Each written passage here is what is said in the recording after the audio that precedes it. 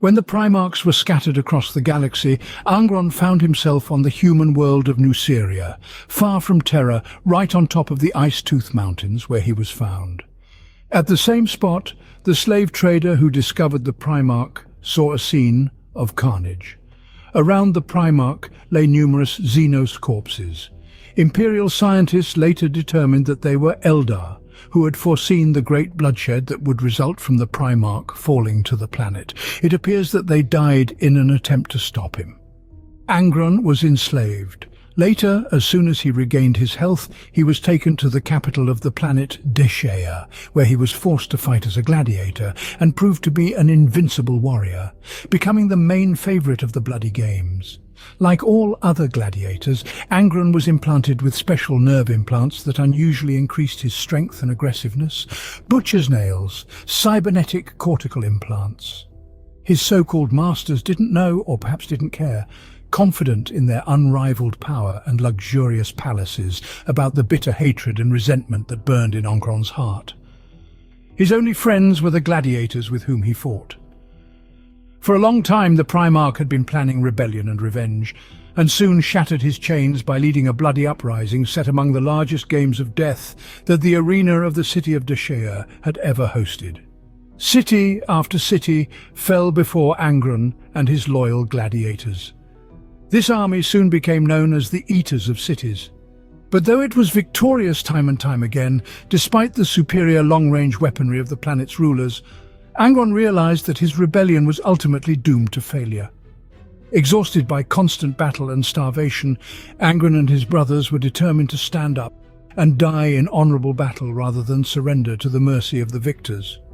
At this time, far away in orbit, the Emperor of Mankind had proudly watched Angron lead his rebellion, but now decided to intervene, unwilling to accept the death of his lost son in battle, no matter how determined and honorable the cause. After meeting with Angron and offering him a place beside the Emperor, he was refused. The Lord of Mankind disagreed with the Primarch's choice, and on the eve of the final assault forcibly teleported an enraged Angron to the flagship of the Dogs of War Legion, resulting in the slaughter of the rebellious slaves left without their leader, down to the last man and woman. Angron would never forgive the Emperor for this. It became a stain of guilt and shame, a wound smouldering in the depths of his soul that would soon be used by the warrior when he turned his brother against the Emperor during the Horus Heresy. Upon taking control of the 12th Legion, the Blood Primarch embraced many changes. Knowing how successful his cortical implants could be in increasing a warrior's prowess in battle, Angron decided to insert implants, prototypes of the Butcher's Nails. Each Astartes Legion Eater of Worlds to increase aggression and raise the pain threshold far beyond what even the Legion's superhuman flesh with Astartes was capable of.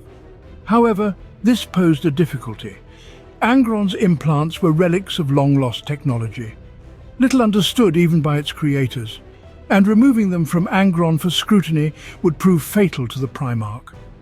The Legion's Marines and apothecaries attempted to duplicate the process, using the Primarch's own implants as templates for redesigning the devices. Early attempts to replicate these implants were far from successful and resulted in high mortality rates and insanity among the volunteers. However, over time, a viable form of cortical implant technology was replicated and steadily improved, although it was never completely stable. In those distant times, butcher's nails were considered virtues. None of the Astartes of the recently renamed Legion Eater of Worlds questioned their Primarch's decision, and when their lord demanded his sons lay down under the knives of their own Marines, few resisted the chance to share the same virtuous pain as their noble Primarch. Since the introduction of the butcher's nails, the Legion had changed. The World Eaters, once known for their brotherhood, became known primarily for their savagery.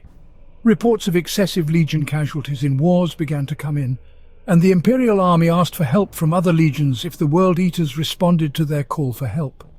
The butcher's nails dulled all other pleasures. The adrenaline released from the stress of combat was the only way for the implant wearer to feel any emotion. The spoils began to eat away at the spirit of the 12th Legion as soon as they rescued their Primarch.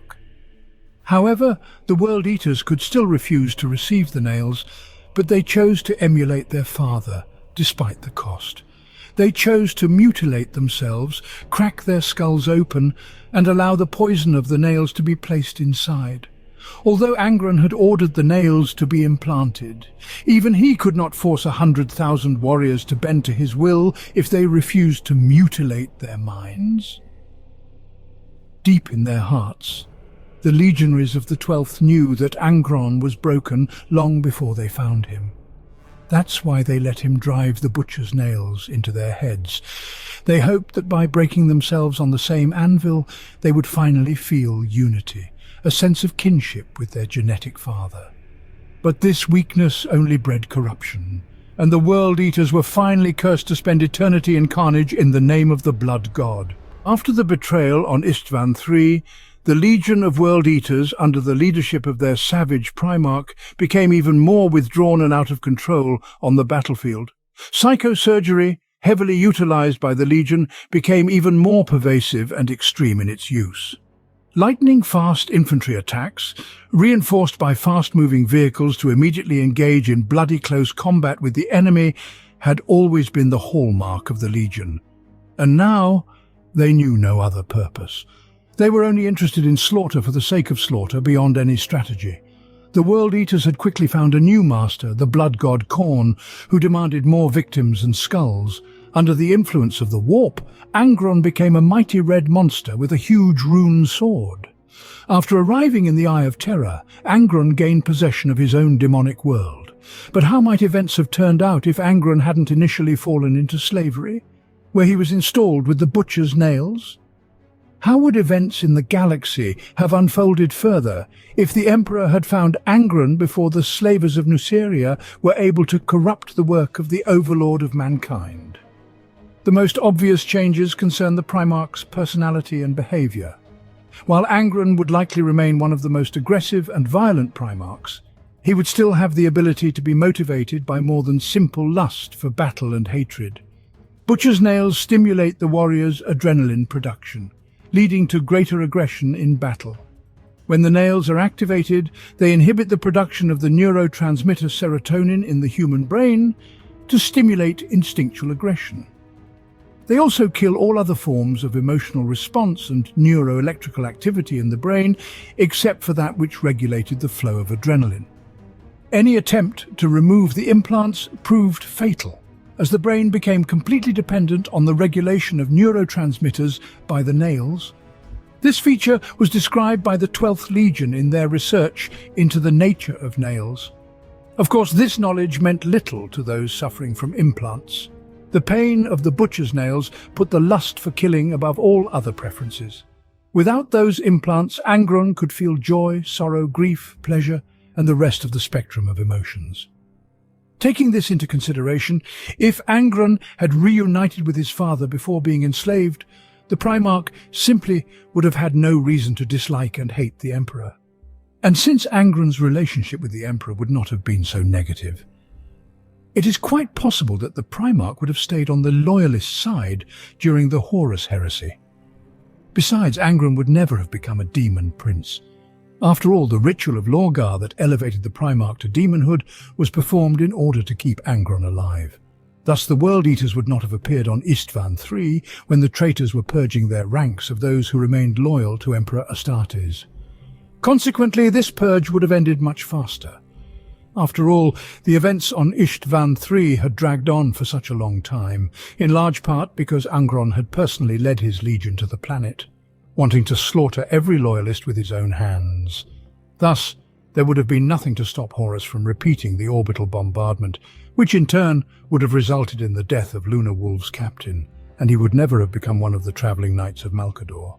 Among other things, had Angron not been enslaved on Nuceria, the wars of the 12th Legion would never have heard the singing of the butcher's nails, which would have undoubtedly affected the Legion's traditions and battle doctrine, keeping the notion of discipline alive within its ranks. However, the dogs of war would still remain aggressive and warlike enough to stand out from the rest. According to the text of the book, Horus's Heresy Betrayal, the warhounds of the 12th, even before their reunion with the Primarch, were characterized by a stronger thirst for battle relative to the other legions. However, while some have questioned these facts, believing that the records were deliberately distorted to fit the actual image of the legion, the record of the Dogs of War is quite conclusive that the legion was specifically designed to be an aggressive and brutal strike force. Thus, it can be assumed that the Primarchs' gene code is not entirely responsible for the Legionnaires' behavior. After all, even before reunification, the Dogs of War were characterized by an unhealthy thirst for blood, and promotion by winning a duel over a senior officer was the norm. And the Butcher's nails only elevated the already existing features of the 12th to an absolute. It's also safe to say that if the Emperor had found Angron before his enslavement, the Legion would never have adopted the name World Eaters. After all, the name came from an army of rebellious slavers led by the Primarch, dubbed by the Lords of Nuceria the Eaters of Cities, and Captain's words only confirm that. Primarch, Overlord, let your former wars be devourers of cities, but under your leadership we shall become devourers of worlds. And since we can't say what name the Legion would have adopted if Angron hadn't been enslaved on Nuceria, we'll take it for granted that the Legion will keep its old name. Well, if Angron, along with the 12th Legion, had remained loyal to the Emperor, according to the above facts, what effect would that have had on the course of the Siege of Terra? We can say with relative certainty that there is no way the Dogs of War would have made it to the solar system in time. For various reasons in real history, only the White Scars, Blood Angels, Imperial Fists and Space Wolves made it to Terra in time to reinforce its defences. In addition, the Space Wolves had time to leave the planet and attempt to kill Horus before he reached the solar system. However, without the World Eaters in their ranks, the traitors would have had much more trouble storming the walls of the Imperial Palace, and as a result, the traitors would have suffered much more impressive losses. Thus, it is safe to say that the assault on the walls would have dragged on for much longer, especially considering that the legionnaires of the Emperor's children had left the battle on their own, having gone to terrorize the civilian population. That might well have given the Loyalists the time they needed to pull all the reinforcements to Terra. Further, the story could have developed in two ways. Either Angron would lead his legion to attack the traitors alone, or he would join Russ in his mission. In the former case, the Dogs of War, most likely like the Space Wolves, would have retreated, suffering heavy losses. But if Angron and Russ had attacked at the same time, it is possible that Horus would not have survived the operation. Despite the fact that Horus was already stronger than any of the Primarchs at that point, in real history, Russ managed to inflict a very serious wound on the warrior using the Emperor's spear. And if Horus had met not one but two of his brothers at once, among other things recognized as one of the best fighters among the entire 20, it is quite possible that this battle would have been the last for the warrior. And in that case, the Emperor would not have been placed on the Golden Throne. After all, Horus was the only one who had a chance to defeat the Lord of Mankind. Be like a chilled blade that has just undergone tempering, cold and hard on the outside, but red from the forging heat burning invisibly within. Ferrus Manus, also known as Gorgon, Primarch of the Iron Hands, 10th Legion of Astartes. He was known for his unrivaled blacksmithing skills, which allowed him to create unique weapons, some of which he gifted to his Primarch brothers. As a token of his respect for Horus, he gave his brother, who was declared a warrior, a unique power sword, which Horus used until his fall. After the timely assistance of the word-bearers in a time of need to the Iron Hands in one of the battles of the Great Crusade, the grateful Horus produced the Illuminarium power mace for Lorgar. Recognizing his brother's skill, Ferrus gave Vulcan, who shared the art of creating various weapons, a unique plasma pistol, which Vulcan took with him to the battle on Istvan V. Ferrus's most expensive gift and finest work was the flaming sword he gave to his closest brother, Fulgrim. The Primarch of the Iron Hands Legion was a legend among the people of his homeworld of Medusa, who called him Gorgon, one of the oldest mythical beasts. Theros was one of the strongest of the Primarchs, and within him blazed the heat of a furnace whose fury was tempered by a will as cold and unyielding as iron. Gorgon was known for his uncompromising nature and his unwillingness to show favor to his closest followers, and even to Primarchs. He wanted to see power everywhere, from which he deprived the inhabitants of Medusa of many of the benefits of civilization so that they would breed the strongest offspring for his legion. The demand for physical superiority extended not only to the body and mind, but also to the tools of war. And so Gorgon was a master smith that could only be matched by Vulcan, Primarch of the Salamander Legion. It is said that Ferrus Manus felt peace only by labouring at the anvil and creating a marvel of blacksmithing skill beyond the reach of even the Lords of Mars.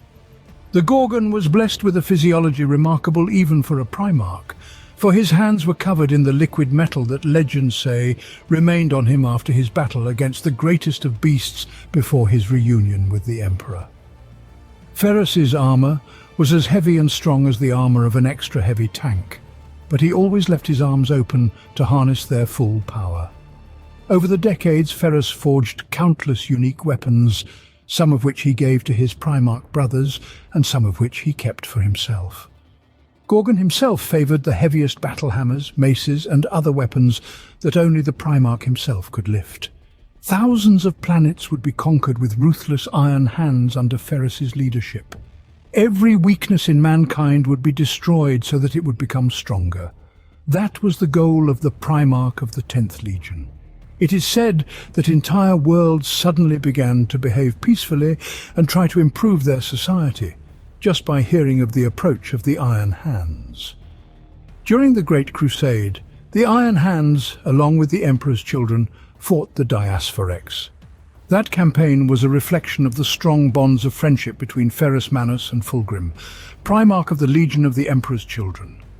During the conquest of the planet 1544, the Elder sent Ferrus a vision of his death at the hands of Fulgrim. But Gorgon, who never trusted the Xenos, did not believe the prophecy. Ferrus was one of the 4 Primarchs whom Rabut Gilliman called the Fearless Ones. One of the 4 brothers who best reflected their father's intent, and whose legions had their best qualities. The other 3 were Rogaldorn, Sanguinius, and Lemon Russ. After Fulgrim sided with the warrior during the Horus heresy, he met with Ferrus Manus and tried to induce him to join the rebellion. Gorgon was so enraged by such an offer that he attacked Fulgrim. In a short battle, Ferrus destroyed Fulgrim's flaming sword, the very weapon he had given his brother many years before. However, Fulgrim was able to render Ferrus unconscious and fled, taking the huge thunderbolt of the Forges, which was Fulgrim's return gift to Ferrus. The Iron Hands were one of the Emperor's loyal legions summoned to Istvan V.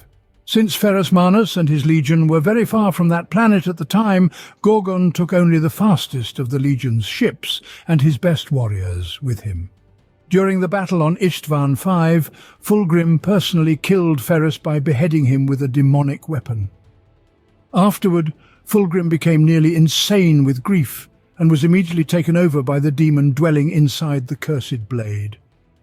Most of the veterans of Ferrus also died in battle, caught between the hammer of the children of the Emperor and the anvil of the 4 legions of the second wave, who also turned out to be traitors. Fulgrim, possessed by a demon, gave Ferrus's head to Horus.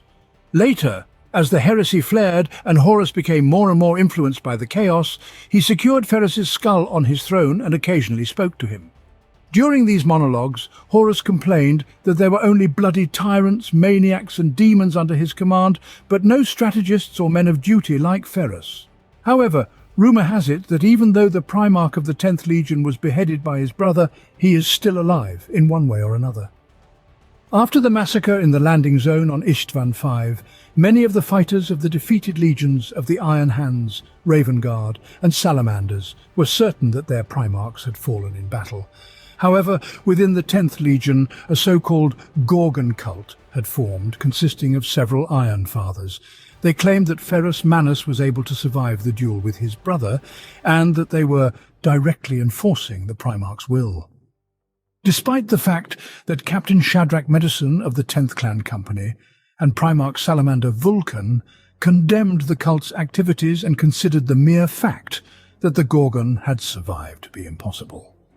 However, The fact that the Iron Fathers were indeed receiving orders could not be left unchecked, and Primarch Salamander decided to personally look into the situation. However, when he finally found the mysterious cloaked figure with the metal arm, it turned out to be nothing more than a golem made of dead flesh and mechanical parts.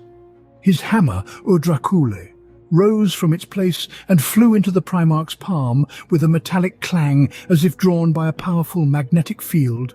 The two Iron Hands warriors guarding the weapon were unable to prevent him. Vulcan grabbed the hammer, lunged forward, and ripped the robe off the Gorgon, exposing the lie lurking beneath. A skeleton was revealed, completely mechanical, made of polished steel, devoid of limbs, and even with an eyeless skull. It was as tall as Ferrus, but no more resemblance, save for a silver hand, an authentic one, raised on the battlefield. Devoid of support, secured by brace and bolts, it hung limply from the wire, twitching its fingers haphazardly. Upon seeing this, Vulcan became enraged and destroyed the idol created by the Iron Fathers, including the original Hand of Gorgon, so that no one could ever again defile his brother's memory with such cowardice. However, while Ferrus Manus most certainly did not survive his duel with Fulgrim, the possibility remains that he may be resurrected with the help of one of the keys of Hell. These keys are nothing more than artifacts from the Dark Age of technology, devices from the distant past found back on the Primarch's home planet and safely hidden by Ferrus Manus himself. The very existence of the keys of Hell is a secret to all but the commanders of the Iron Oaks, and even the Order's closest allies, the Adeptus Mechanicus, are unaware of the legacy hidden on Medusa. And one of the keys has already been used many times by the Iron Hands to bring back to life the most valuable warriors for the Order in the guise of a cybernetic revenant. The most famous example is Lord Creus, who fell in battle against the traitors of the Death Guard. I track the sensations as the body becomes mine again. It has changed. The currents seem weaker, the tingling of flesh farther away. The cold vibrations of metal press against my consciousness where before there was a warm shiver of nerves and muscles. I've lost a lot, but I don't feel weakened. I feel stronger. Thus, if enough fragments of the Primarch's body were preserved, he could be recovered by this method. However, when one considers the ferocity with which the traitors had stripped Manus's body for a trophy on Istvan V, it was unlikely that the Iron Hands would ever be able to gather enough material. After all, the only thing they were able to preserve was just one of his metal arms. However, it's also worth remembering that Roboute Guilliman returned their Primarch's skull to the 10th Legion. Admittedly, how he was able to take it from Horus is still unknown. Be that as it may, there is another way to bring Ferrus Manus back to life: cloning. After the massacre on Istvan V, Fabius Bile, senior apothecary of the Legion of the Emperor's Children, cloned the fallen Primarch several times at Fulgrim's behest. His brother's refusal to join him in the rebellion organized by Horus was quite a painful blow to the Phoenician, resulting in him subsequently trying to sway at least his clone to his side. However, each of Fabius Bile's copies became enraged at the mere mention of betrayal, and Fulgrim had to destroy them time and again before finally surrendering. However, even though the Phoenician had given up hope of luring the 10th to his side, Fabius Bile did not stop his work on the Primarch clones altogether.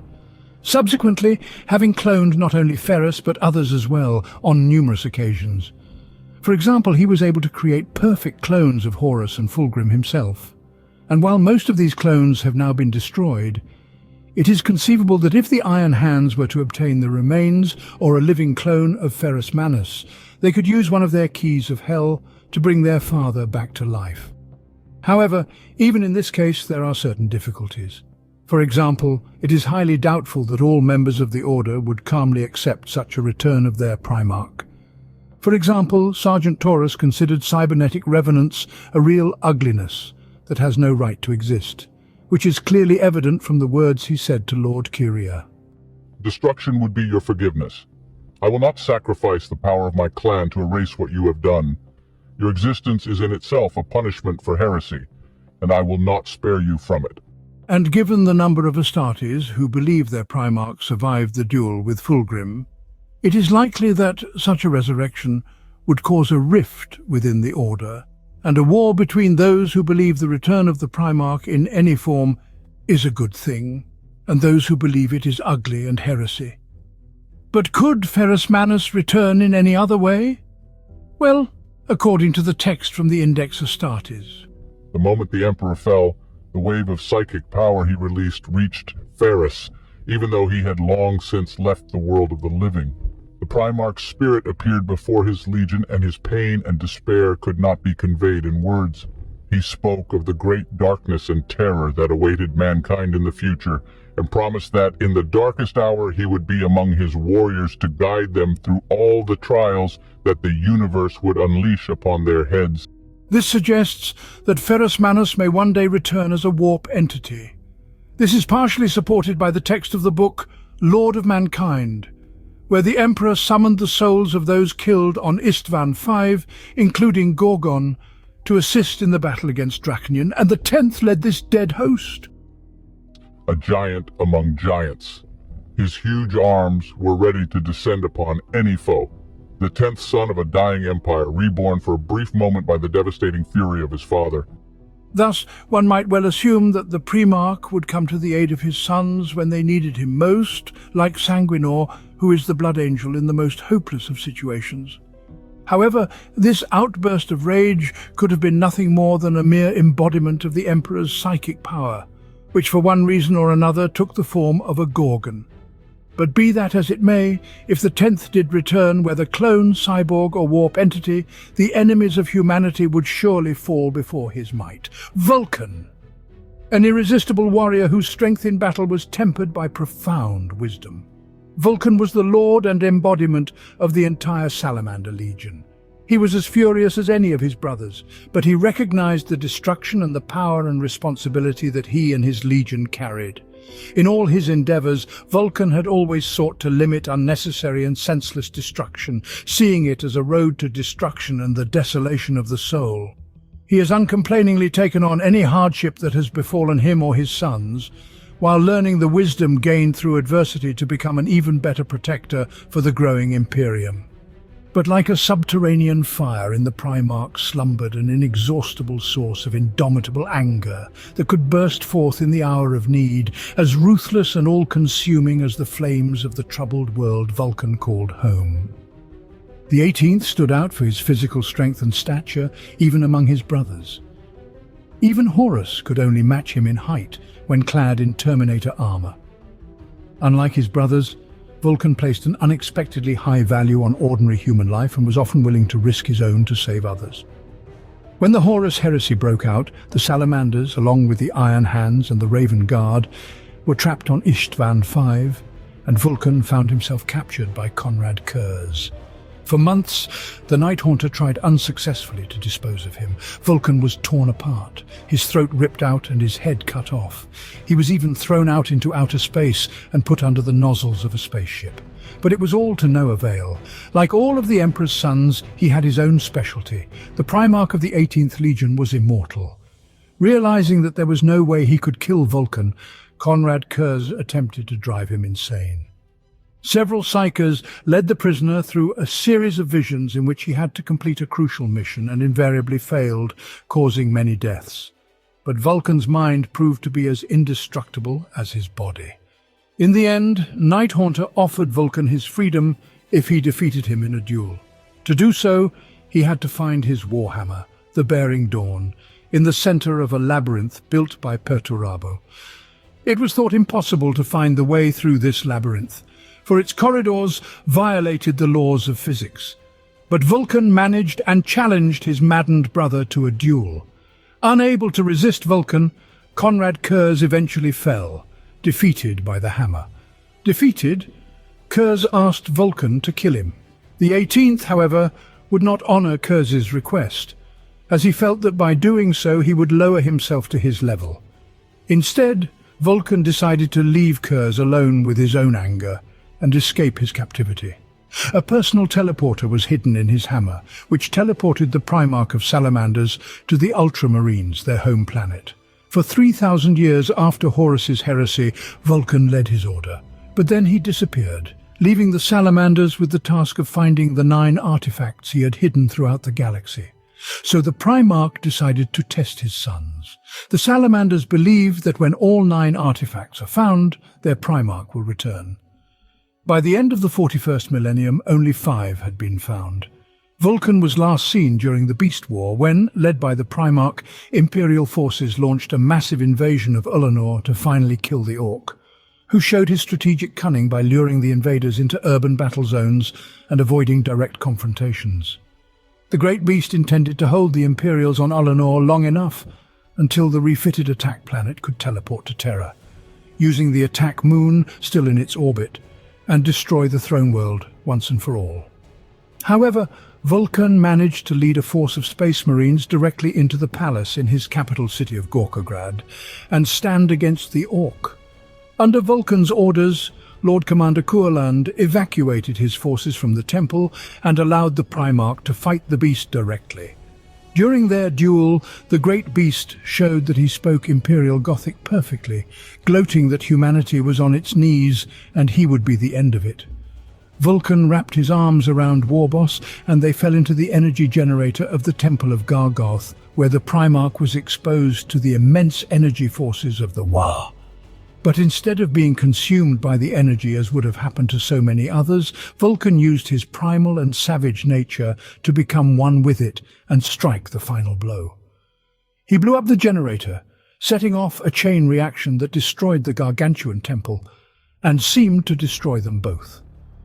However, while the beast eventually, though seriously injured, survived, the Primarch was considered lost forever from that moment on. But what really became of Vulcan? Could he have survived that duel with Orcs?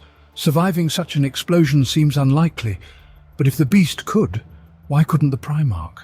Especially since the 18th has a distinctive feature that sets it apart even from its brethren, the Eternal Vulcan. Eternals are a very rare subspecies of humanity who are immortal for some unknown reason. Not only are they timeless, but they're also able to be reborn after a violent death. And during the Horus Heresy, Vulcan demonstrated the Eternals' ability on numerous occasions, being reborn after being fatally shot in the head, after being torn to pieces, and even after hitting the surface of Macragge after falling from orbit. The only way to destroy an Eternal is by using a special mineral, which can restrain the regeneration of Eternals.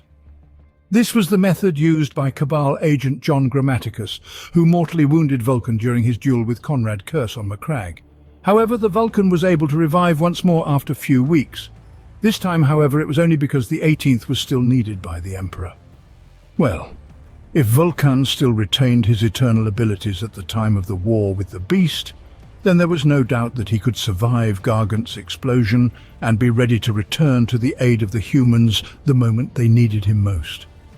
However, despite his apparent ability to endure wounds that would immediately kill anyone else, Vulcan's eternity remains a moot point. The ability to revive depends on many factors. For example, in Nick Kame's book Old Earth, Vulcan, upon returning to Terra, was only cured of his wounds after connecting the Seven Hammers talisman to the Golden Throne. This talisman was capable of storing Psyker energy and releasing it in a huge destructive wave that would destroy all of Terra along with the traitors if Horus won. Also, evidence of Vulcan's immortality can be found in David Annandale's book The Hunt for Vulcan, where Caldera's soldiers witnessed the incredible resilience of the Primarch more than once. He never died. We've all seen it. He always comes back, always shows up somewhere else. After all, he took the greenhorns away from us.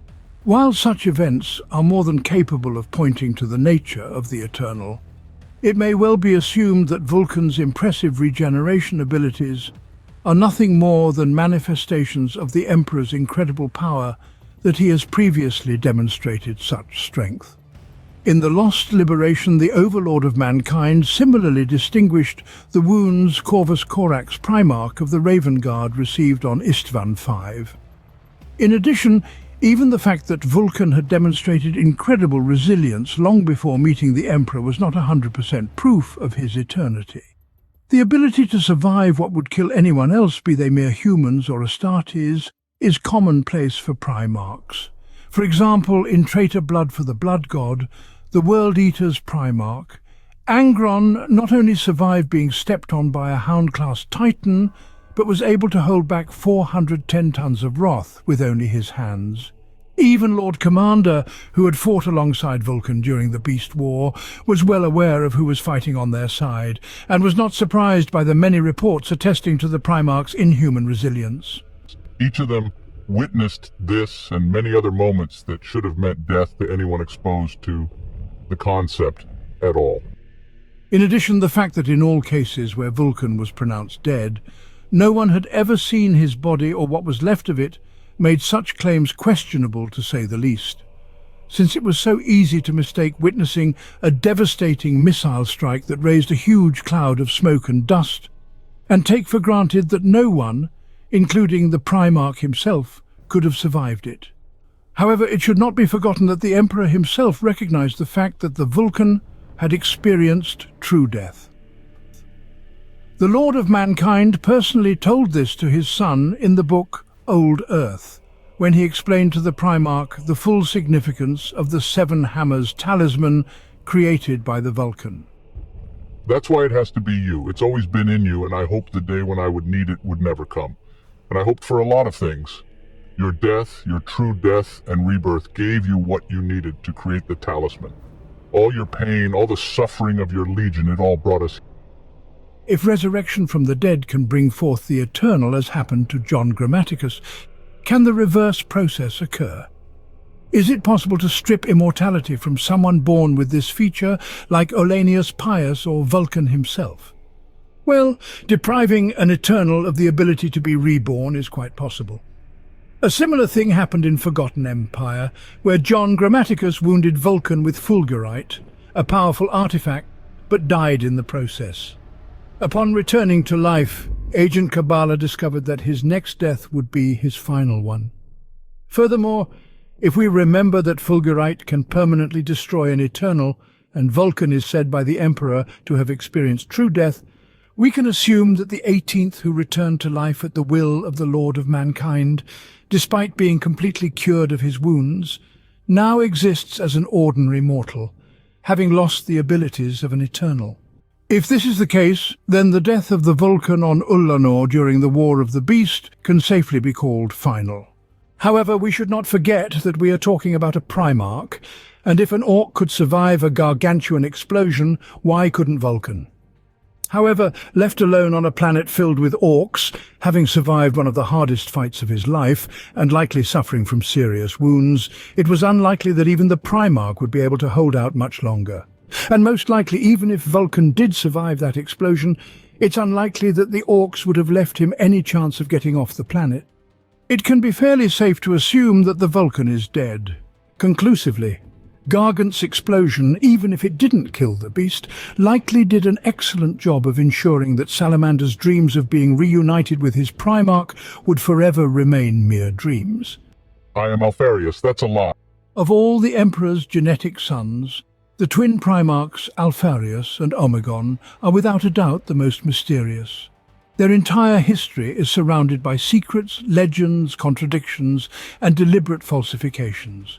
It is known that Alfarius was the last of the found Primarchs and reunited with his legion at the end of the Great Crusade, which did not allow the 20th to gather forces comparable to the Legion brothers. The power of the Alpha Legion, however, was not in orbital volleys or crushing tank attacks. There were no greater specialists in reconnaissance and sabotage in the entire galaxy than those of the wars of the 20th. During the Horus Heresy, the Alpha Legion supported the rebel warrior, following their only known targets, resulting in the deaths of both Primarch legions. Alfarius fell at the hand of Rogel Dawn in Pluto's orbit, while Omegon, who had taken command of the Legion, found his death in a duel with Robut Gilliman, falling from a single blow to the Primarch of the Ultramarines. However, Omegon's death, unlike that of Alfarius, is considered controversial, both because of the transience of the Primarch's duel, and because the Alpha Legion seemed to attach no significance to the loss of their Primarch, continuing to act as an organized force, clearly continuing to receive orders. However, this story of the death of the Primarchs is nothing but a skillful falsification, dating back to the time when the flames of the Great Crusade were still flaring. As we learned in the novel, Alfarius, the head of the Hydra, The capsule containing the Primarch of the 20th Legion remained on Terra. Alfarius was not the last Primarch to be found. On the contrary, he was the first. However, unlike his brothers, he did not have the glory of a warlord awaiting him. Instead, Alfarius, along with his legion, dissolved into the armies of the Imperium, defending the interests of the Great Crusade from the shadows. The talents of the 20th allowed him to infiltrate even the ranks of the legions led by his newly found brothers. Furthermore, Omegon's existence had long been a mystery, even to Alfarius himself, and always remained so to everyone else. The Primarch had found his twin brother during the Battle of Bar Saver.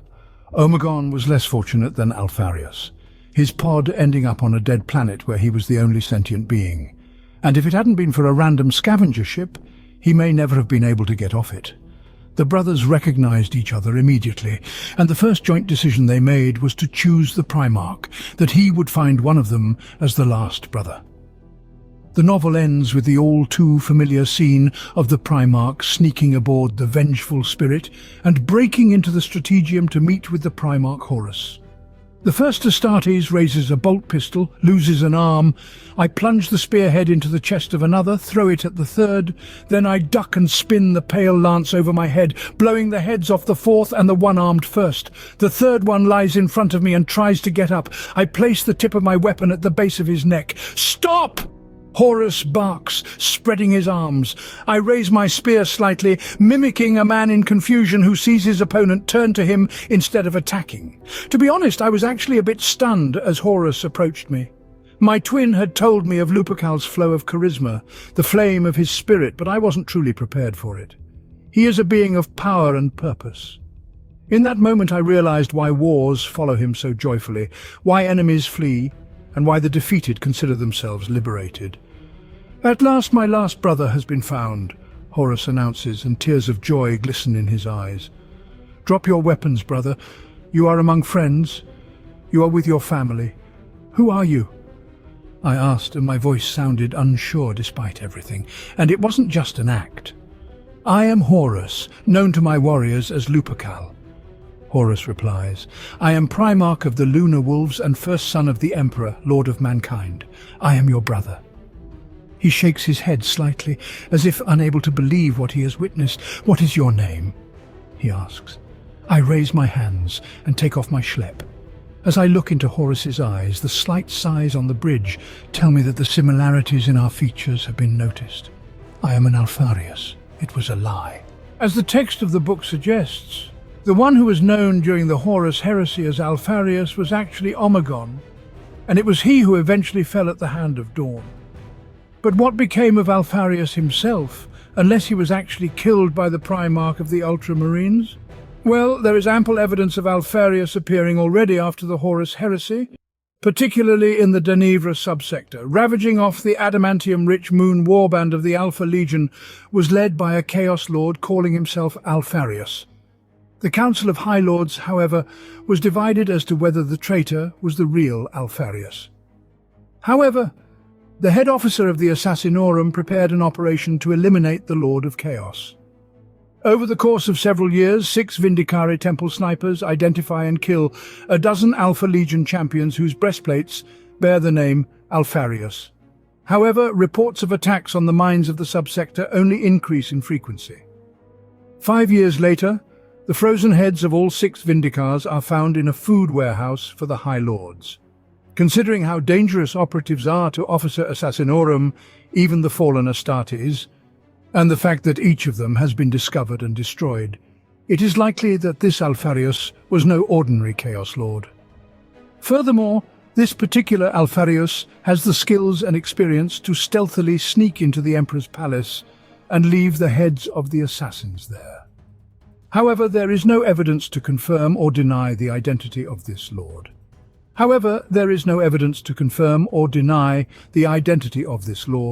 After all, Legion fighters have spent their entire history impersonating their Primarch, and it is entirely possible that this Lord of Chaos is merely a phenomenally competent saboteur and not one of the twin Primarchs at all. Many of the Alpha Legion fighters believe that at least one of the Primarchs is still alive. Rob Sanders' book, Sons of Hydra, featured a character named Lord Dominatus, to whom many Alpha Legion warbands were subordinate. The warbands of the 20th Legion sought out Lord Dominatus, and together with the word-bearers, they travelled to the regal Belphegor, a planet deep in the core of the galaxy. It had once been one of the central worlds of the ancient Necrontyr race, and was now under the control of several Alpha Legion warbands. When the commander of the 20th Alpha Legion finally met Lord Dominatus, he immediately mistook him for the Primarch, due to his completely identical appearance and unnatural grandeur. The Lord's very presence was overwhelming, exactly as it is when meeting Primarchs. Commander addressed the Lord, urging him to return to his sons and unite the Legion. Take back the Legion, pull it out of the darkness, give those who have lost their way a purpose, unite us, lead us, Lord Primarch. However, contrary to Commander's hopes, Lord Dominatus turned out not to be the Primarch of the 20th Legion, but an entity spawned by the Khitan Mephitron, better known as the Deceiver. This creature is not your galactic prince. What stands before you is not a Primarch, but a creature that freely crosses the void of space. It feeds on the stars, plunging the firmament into the blackest abyss. It lives by deception, lies are to it as heir to you, transcendent, eternal, vampiric. It is a ghostly reflection of blinding doom in a broken mirror. However, while the above champions either definitely were not or are not necessarily the Primarch, the possibility that he is still alive remains very high. For example, there is a theory that Alfarius was hiding under the guise of Janus, the first supreme Grandmaster of the Grey Knights. However, in the book The Last Son of Prospero, the identity of Janus was revealed. He turned out to be Revuel Arvida, one of the remaining loyalists of the 15th Legion. However, given the secrets shrouding the Alpha Legion, there will always be someone in the galaxy who declares himself to be an Alfarius. Besides, both Primarchs may indeed be dead. However, Omegon or Alfarius's duel with Guilliman alone is filled with inconsistencies. For example, during the battle, the Primarchs were described as towering demigods above the Space Marines, while it is known that Alfarius and Omegon were almost no different in stature from regular Astartes. There are no fair ways in the battle against Xenos and traitors. Of all the Emperor's creations, his own sons, his Primarchs, were undoubtedly the greatest weapons with which men carried their will to the stars in the flames of the Great Crusade. It seemed that nothing could thwart the plans of the overlord of mankind and stop the victorious march across the galaxy. But history, as we know, has a very peculiar and often cruel sense of humour. The main hope of mankind turned out to be his worst nightmare. The Emperor's 8 proud sons turned their weapons against their father and brothers, unleashing the most massive war in human history. During this war and the events that followed, the surviving and remaining loyal to Terra Primarchs were forced to abandon the Imperium, leaving power in the hands of the High Lords. However, many in the Imperium believe that in the hour of greatest need, they will once again stand at the forefront of humanity's army and lead them to victory. In the 41st millennium, these hopes began to be realized with the return of the 13th Legion's Primarch, Roboute Guilliman. Despite the fears of many, the Lord of Ultramar did not escalate the situation by reshaping the Imperium according to 10,000 years of forgotten imperial truths, standing at the head of an army and a new crusade. However, there are others besides the 13th whose return could turn events down the most unpredictable path. And it is quite possible that one of Guilliman's loyal brothers will soon face his legion once again. Of course, the Blood Angels and Iron Hands can hardly hope for the return of their fathers.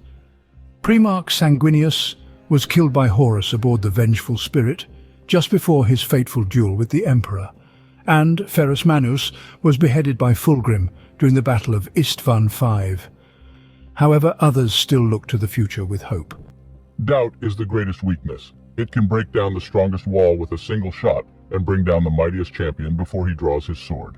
Although the Primarch of the Imperial Fists is officially presumed dead, the circumstances of his death are too heavily shrouded in controversy and innuendo to state this with 100% certainty. It is generally believed that Dawn fell in battle against the forces of Chaos in the year 781 of the 31st millennium, when confronting a large Chaos fleet during the First Black Crusade. The Chaos fleet, commanded by the returning Abaddon the Destroyer, vastly outnumbered the Imperial forces. Aware of the enemy's superiority, Dawn used hit-and-run tactics in an attempt to outmaneuver the Chaosite advance on Imperial worlds.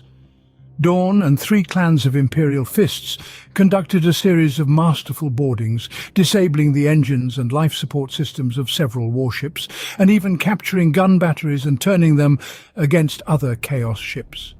Eventually, however, the enemy cornered Dawn and his warriors as he launched his final attack on the bridge of the fleet's flagship, the Disruptor-class battleship, the Sword of Sacrilege. No one returned from that attack. The Order's chief librarian later found his Primarch's body on the bridge, in a blood-chilling parody of Dawn finding the wounded Emperor on the vengeful Spirit, and carried it away from there before the shattered flagship escaped back into the hellish depths of the Eye of Terror.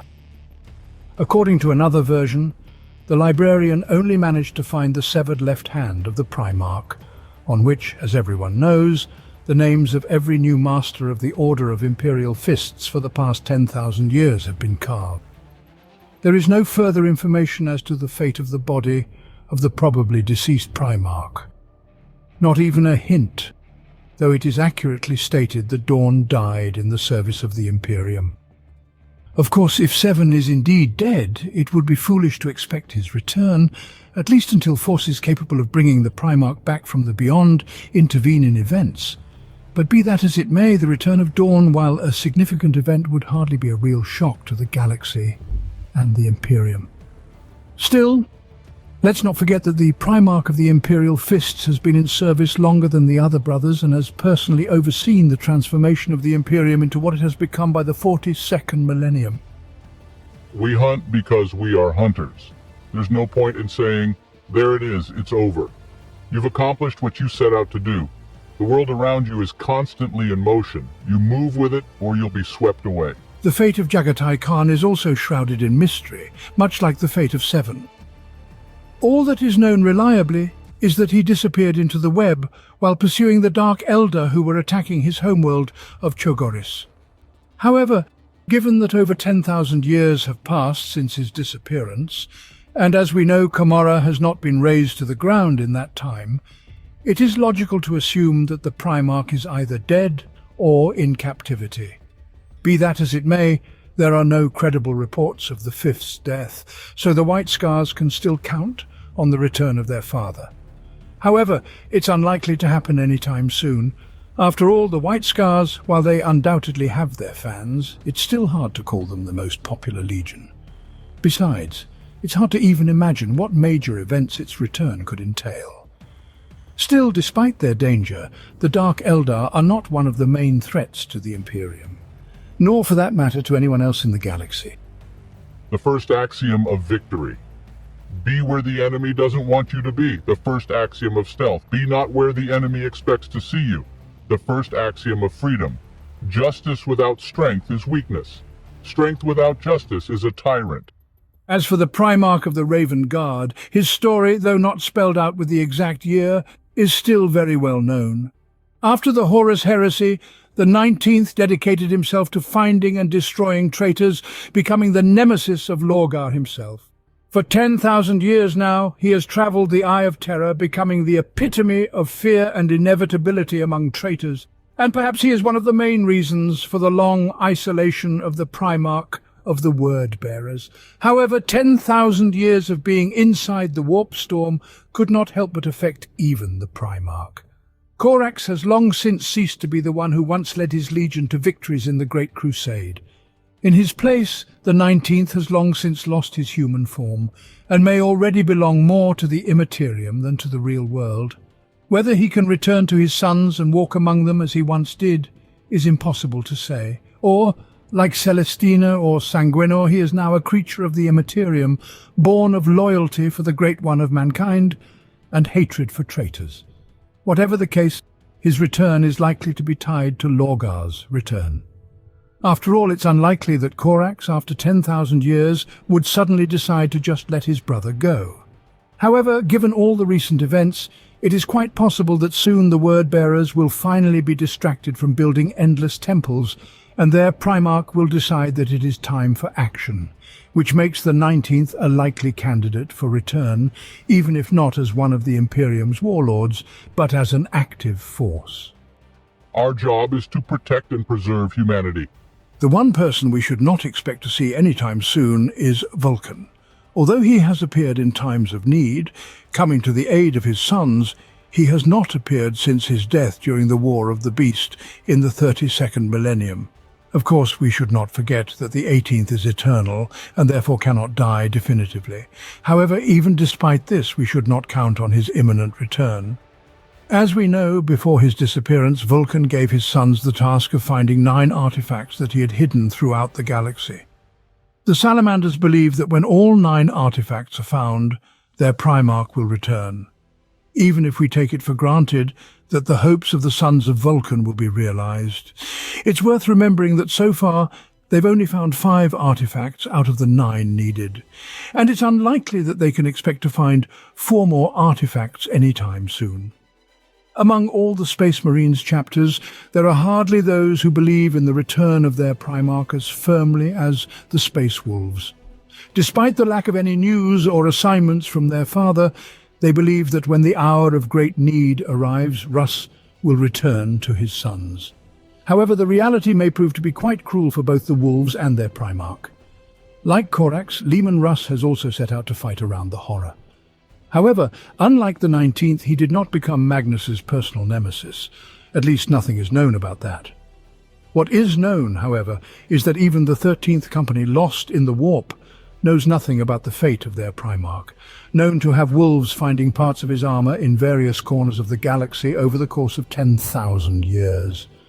Putting aside the rather wild assumption that Russ is fighting the demons of the Wolves of Terror, there are only 2 options left. The Primarch is either dead or, like Corax, has lost his human form, either by turning into a wolfin or by becoming a warp spawn. It should not be forgotten that Russ did not return to his sons either during Magnus's attack on Fenris or after the fall of Cardia, which also makes one think of either the Primarch's death or his perceptions of part of the Great Need. However, the return of Russ is exactly what could literally turn the universe upside down.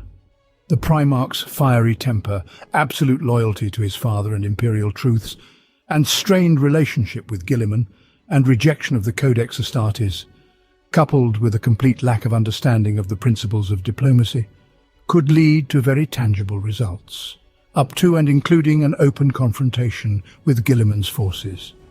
What the Imperium has become in 10,000 years is capable of enraging Russ, and the already difficult relationship between the Order of Space Wolves and the Inquisition could only worsen. Of course, the Wolves can hardly be expected to build their own small and proper Imperium, no matter how ironic such an outcome might be. But a massacre in front of the gates of eternity, in an attempt to break through to the throne room, is quite in the spirit of Russ. We don't yet know what Cole has implanted in the minds of the Primaries Space Marines. Who knows what directives he placed in their minds while his training machines processed their brains during their long sleep. The very story you refer to proves better than anything that even those infinitely loyal to the Emperor can be led to a sad end through manipulation and deception. The Dark Angels may not be as certain of their Primarch's return as the Space Wolves, but their hopes are far more realistic than those of their brethren.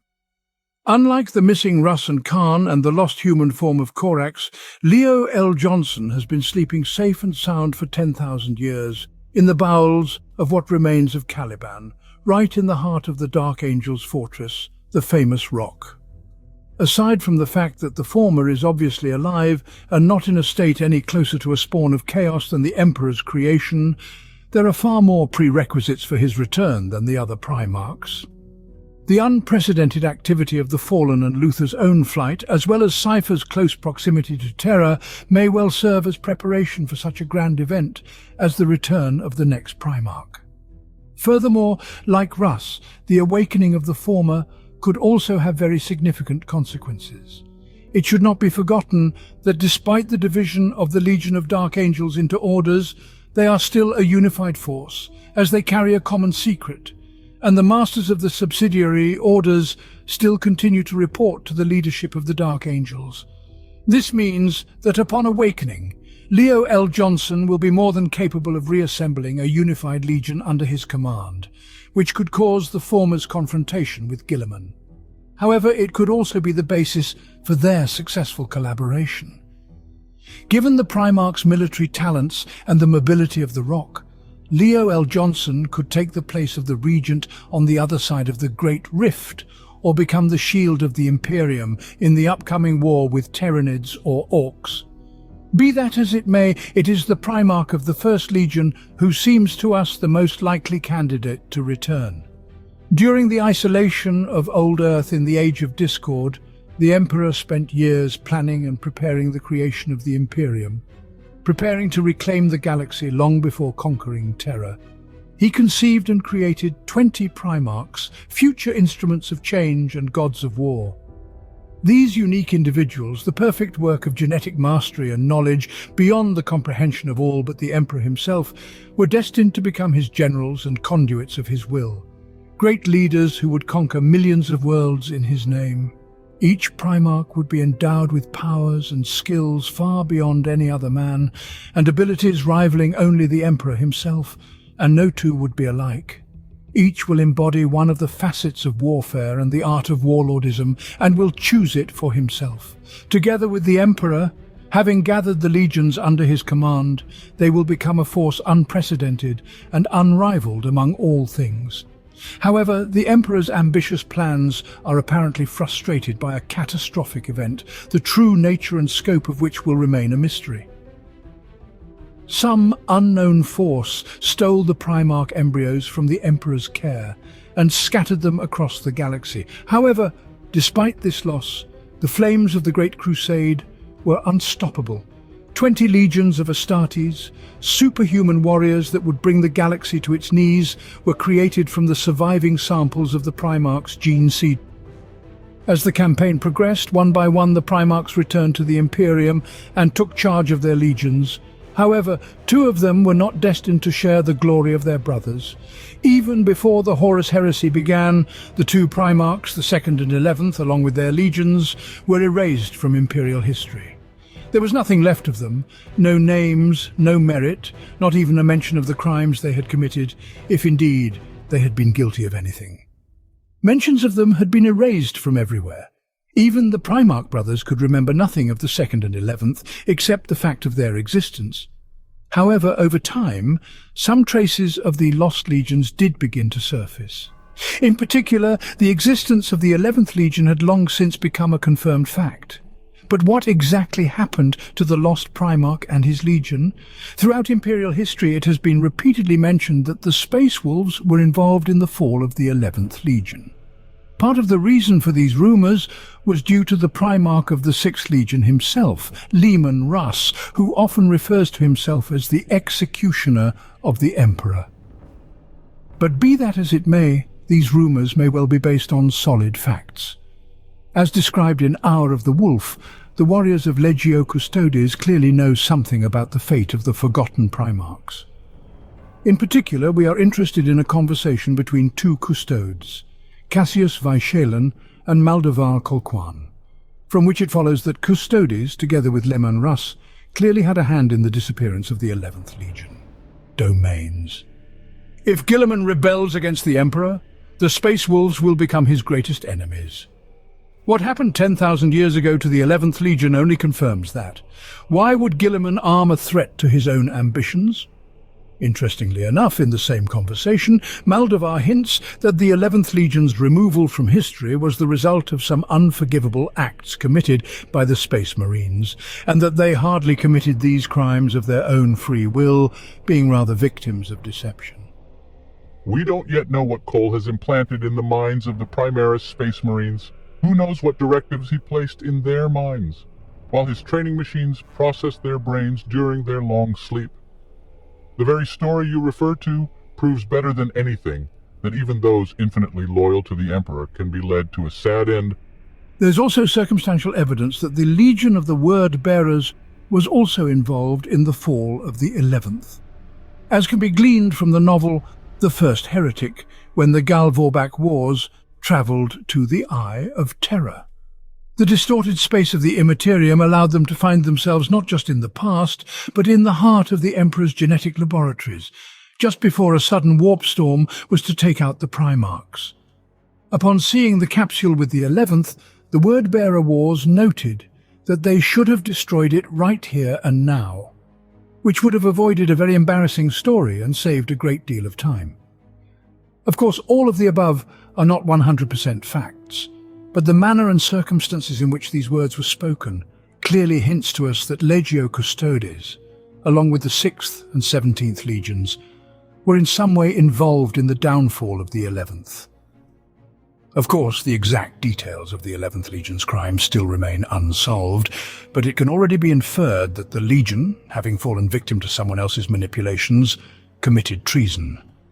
Be that as it may, in the short story The Rest at the End of Memory, Rogel Dawn, Primarch of the Imperial Fists, recalled the fate of the Lost Legions, and noted that if they were still here at the time of the Horus Heresy, the Loyalists would have lost this war long ago.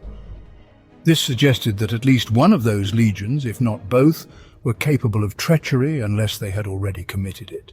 Through manipulation and deception, what happened could have cast a shadow over everything. Dorn knew that now. The bleeding and hateful truth is clear to me. If they were with us now, we would have already lost this war. However, many argue that the misdeeds of the Lost Legions are far worse than simple treason. This is indicated by the fact that records of those legions that sided with the warrior during the Horus Heresy still exist, though their treachery is not even to be doubted. To be fair, however, information about those legions is classified to such an extent that it could well be compared to erasure from history. No one will ever tell an ordinary Imperial citizen that as many as 9 legions of Astartes betrayed the Emperor's light. Only the highest ranks of the Imperium, like the honoured Inquisitors or Lords of Terror, have access to such information.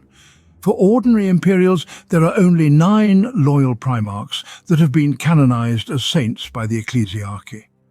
However, in the same story, Rest at the End of Memory, it is almost directly stated that the Marines of the 2nd and 11th Legions were distributed among the Imperial Fists and Ultramarines after the memory-wiping procedure, since, according to Malcador, the Astartes legions are too valuable a resource to be destroyed so easily. However, the question of whether these Space Marines retained their gene seed, or whether their gene seed were removed and replaced by the legion that now corresponds to them, if that is even possible, remains open. However, while this account roughly explains what happened to the Marines of the 11th Legion, the fate of the Primarch himself remains unknown.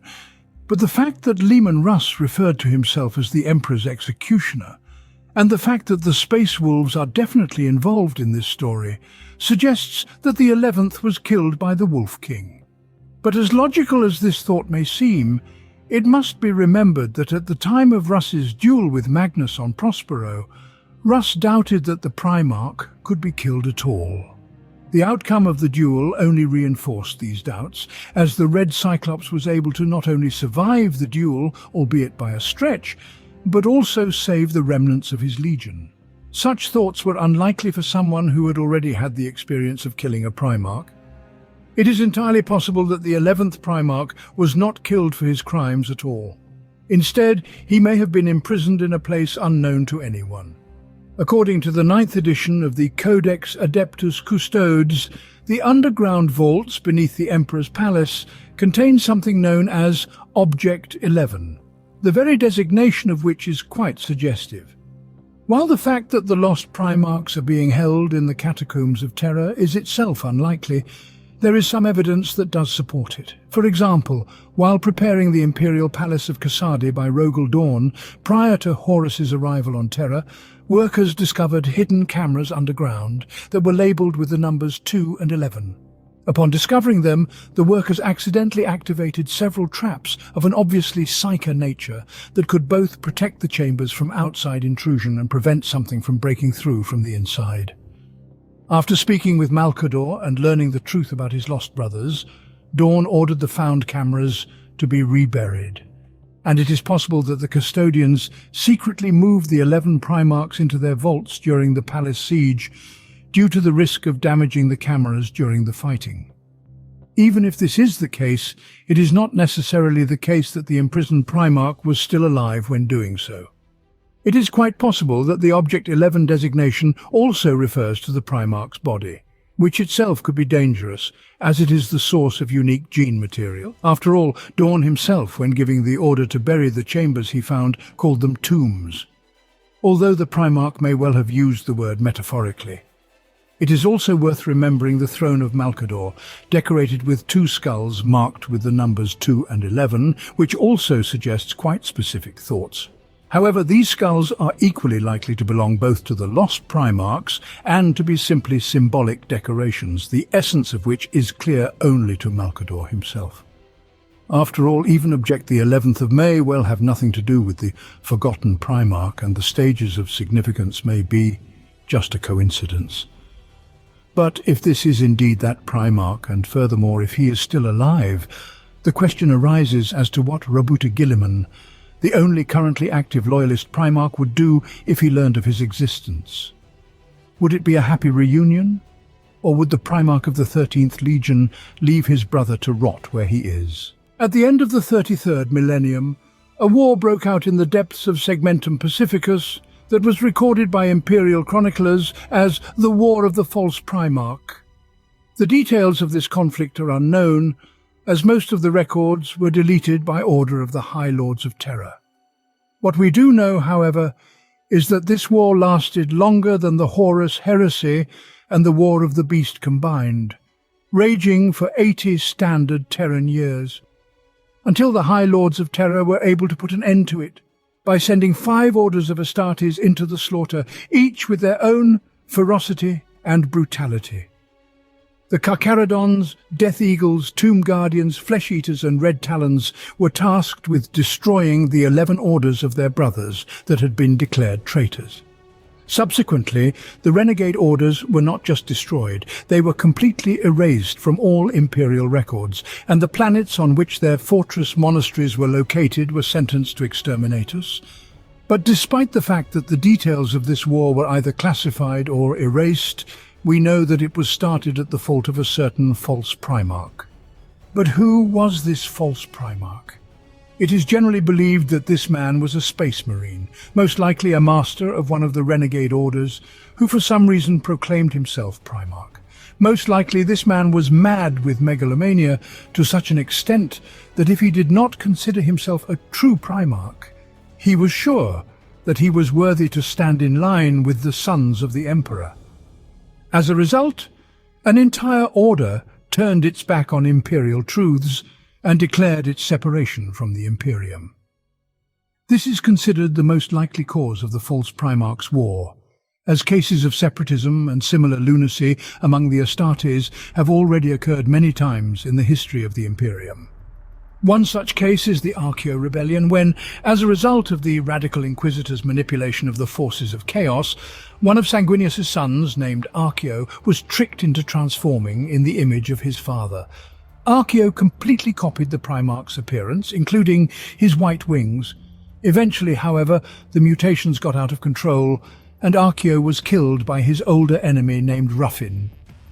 But what if the false Primarch didn't just think himself worthy of a place in the ranks of the Emperor's sons? What if he truly believed himself to be the Primarch? For example, because of the gene seed. We know for a fact that in some of the Order of Astartes, mutations of the movie series can cause not only physiological abnormalities, but also abnormalities of a psychological nature. Some of these abnormalities may be considered minor, like the baldness and albinism of the Order of the Ghost's Death. Others can result in the loss of certain marine abilities, like the lack of Belcher's gland in Imperial fists, which prevents them from producing acidic saliva. The third leads to extensive mutations like bone spikes and growths in the marines of the Order of the Black Dragons or the Black Rage of the Blood Angels. When the sons of Sanguinius go insane and see themselves as their Primarch, fighting their final duel with arch-predator Horus. Thus, we already have one example of a gene seed abnormality causing a Space Marine to think of himself as a Primarch, and it's not just the Blood Angels who are susceptible to this. A similar defect, though not as pronounced as Dark Fury, is seen in the chapter of excoriators.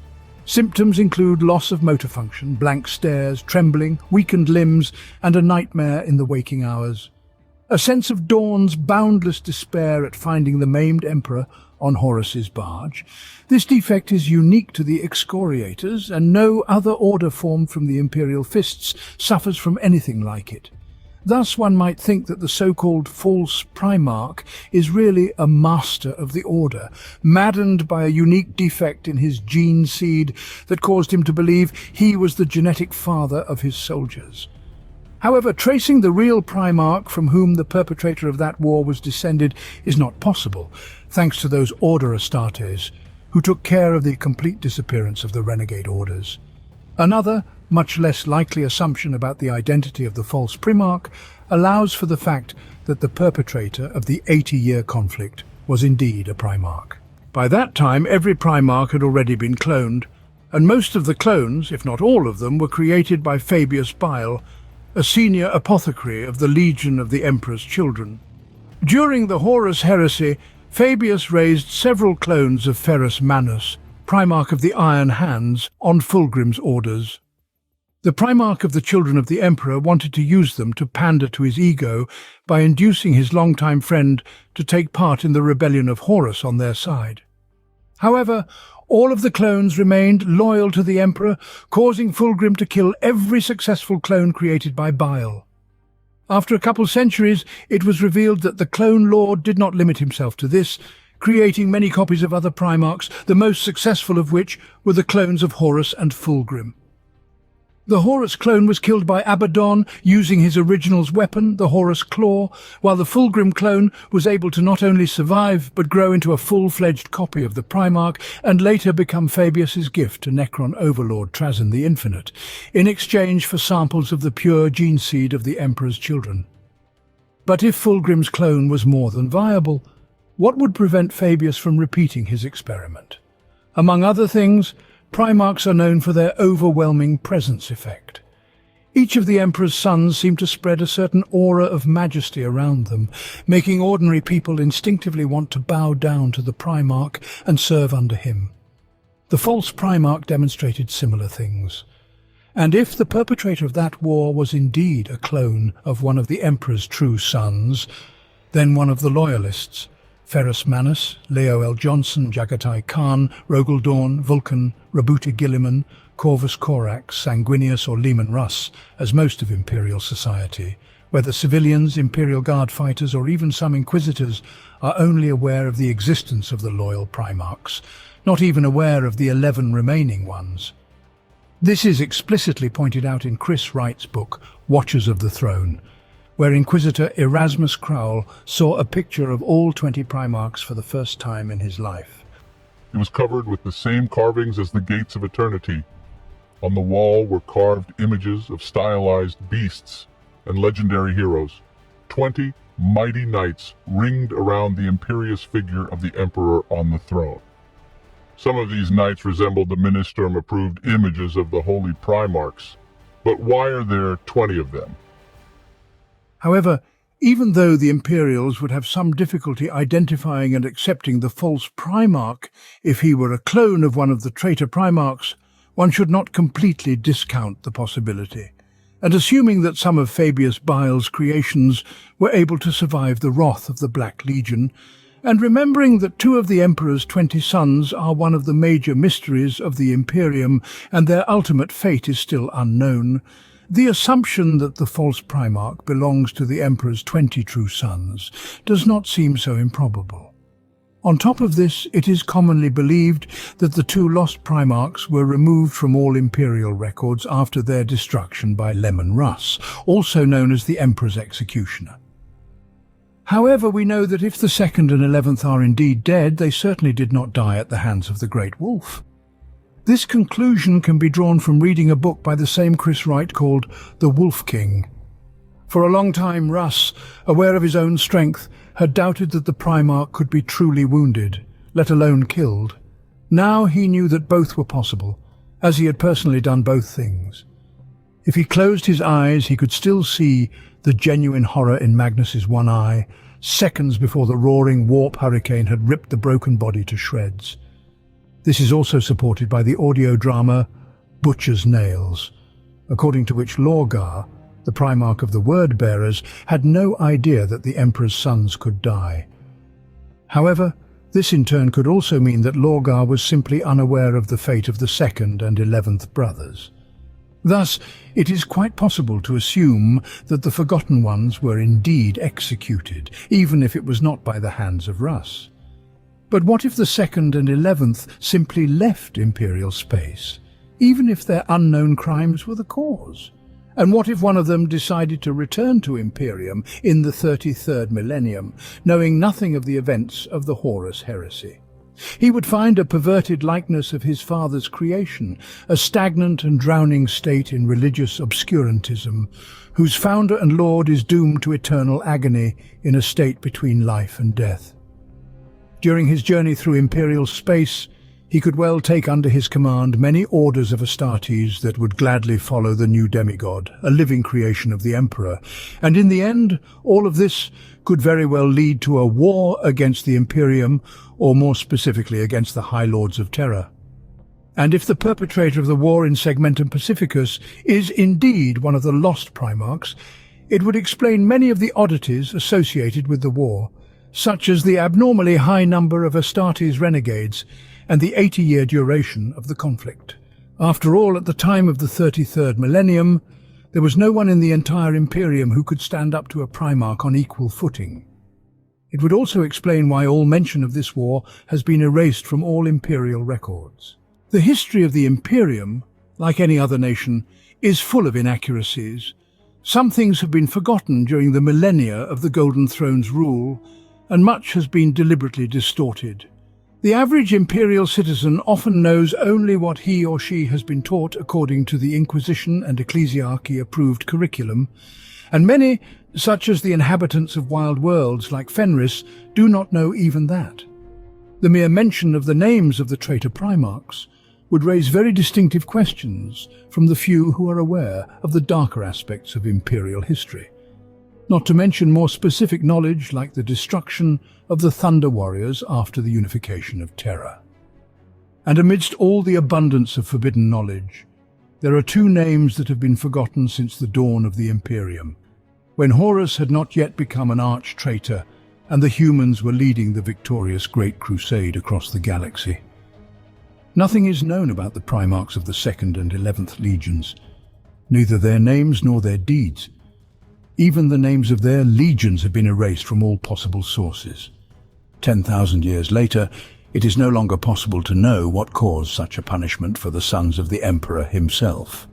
As, however, it is almost impossible to meet a person who would have known that the Primarchs were originally not 9, but 20. However, whatever the fate of the 2nd and 11th, it is certain that they were once full members of the Imperial host and led their legions to the stars on par with their brothers. To completely remove just 2 men from history, even if they were Primarchs, seems more than possible. However, what became of their legions? Where could thousands of Space Marines have disappeared without a trace? And is the gene seed of the Forgotten Primarchs still alive? Well, based on the words of Malcador Sigillite, we can conclude that the Marines of the 2nd and 11th Legions did not share the fate of their Primarchs, being too valuable to the interests of the Great Crusade. According to the available evidence, instead of being destroyed, these Astartes underwent a memory wipe and were integrated into other legions, notably the Ultramarines and Imperial Fists, as partially confirmed by a quote from Malcador himself. The loss of the 2nd and 11th was a grievous wound to us and threatened the ideals underlying the Great Crusade. It would have destroyed everything we had built in an effort to reunite humanity and drive out our enemies. Something had to be done. The legionnaires they left behind bereft of leaders and abandoned, were too valuable a resource to give up. They did not share the fate of their fathers. You and Roboute took their side, but you don't remember it. It was my lot to watch them adapt to their new circumstances. I granted them mercy, a second chance. Well, if the Space Marines who had lost their fathers were given to the 7th and 13th Legions, then only one question remained. What became of the legacy of the forgotten Primarchs and their gene seed? Ever since the creation of the Astartes, there have been stocks of samples of genetic material from all 20 legions that are still stored on Terra today.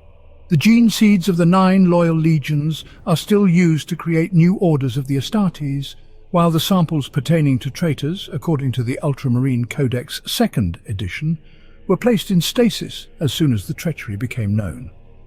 As for the gene seeds of the lost Primarchs, given that all mention of them had been erased from both the records and the memories of even the Primarchs themselves, it could be assumed that the stock of their gene seeds had been dealt with in the same way.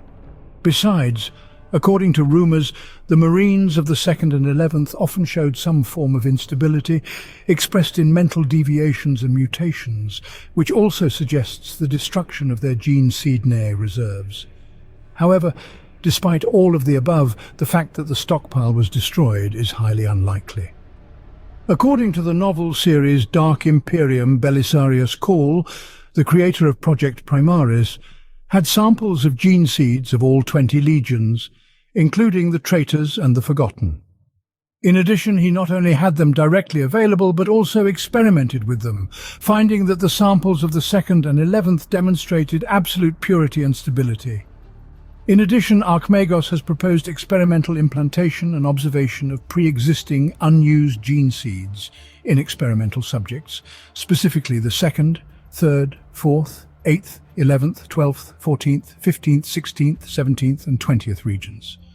None of them show any signs of degradation or tendency to undesirable tendencies in the subjects.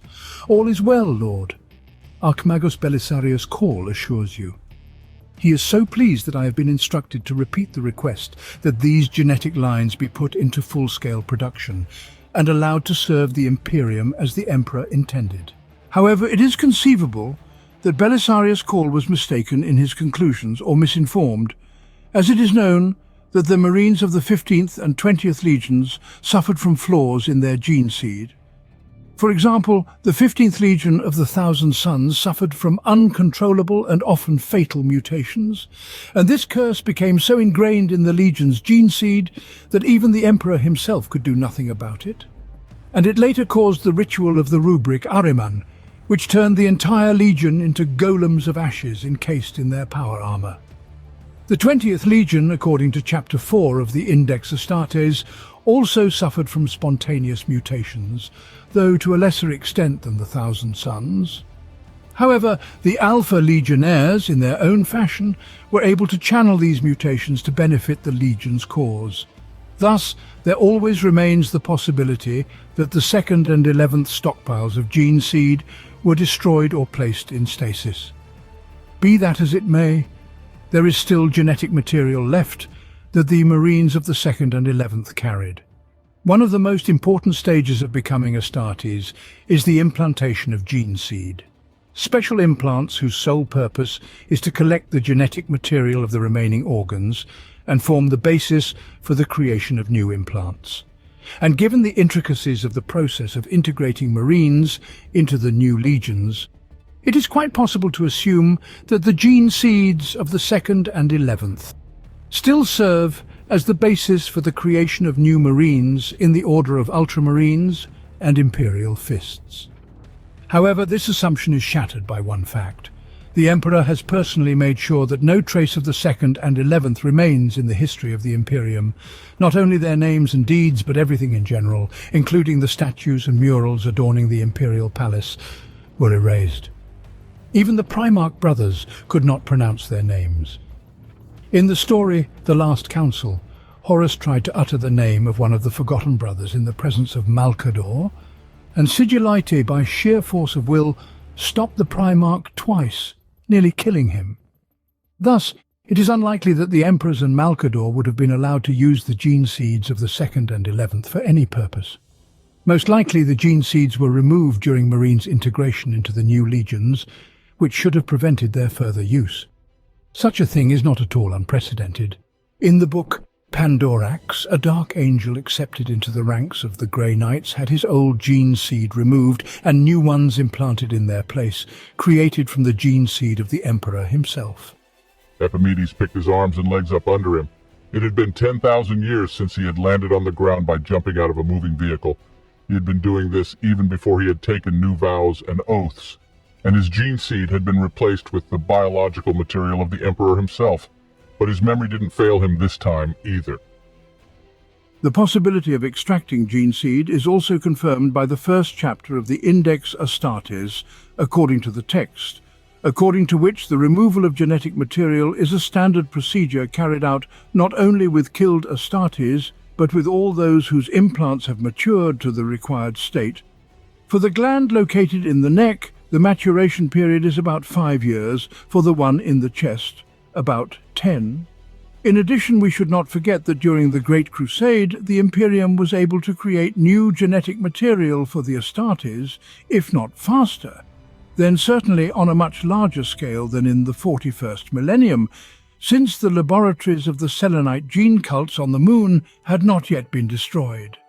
Thus, it is likely that the 2nd and 11th Primarchs were stripped of absolutely all of their heritage, including the gene seeds of their legions.